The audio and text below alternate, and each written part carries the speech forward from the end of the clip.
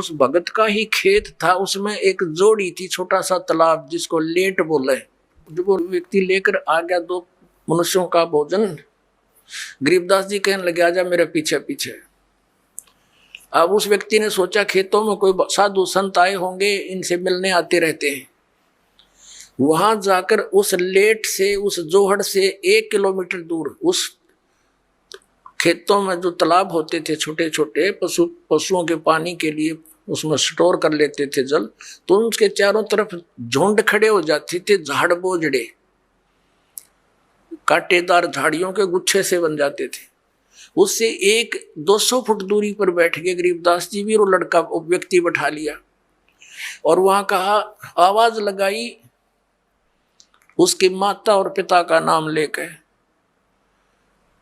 और उनसे कहा कि आ जाओ तुम्हारा पुत्र भोजन लाया है।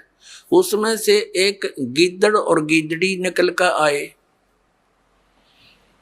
और वहां आकर खड़े हो गए, और लीला थी गरीबदास साहिब जी की, और कहा बेटा ये तेरी माँ, ये तेरा बाबू, ये तेरा पिताजी, इन्हें खिला भोजन। वो दर दिया खोल कर उसने। अब वो छक गए दोनों, 1 मिनट खा गए फटाफट और खा कर भाग गए। अब गरीबदास जी बोले कि तुम्हारे गुरुजी क्या कह रहे थे कि 1 दिन के भोजन खिलाने से और 1 वर्ष तक तुम्हारे पिताजी पितर जो जिस भी योनि में है वो तृप्त रहेंगे। अखां जी ऐसे कह रहे थे, ये दोनों भूखे मरे थे, खा गए सारे ने, और भोगते ला के आए हो तुम्हें। अखां जी उस दिन पीछे कान पकड़ दिया कि जी बाढ़ में जाओ, या ये तो बकवाद है सारी, तो छोड़ दी सारी वो लोकवेद और दंत कथा। पूर्ण जानकारी के लिए संत रामपाल जी महाराज के सत्संग सुने।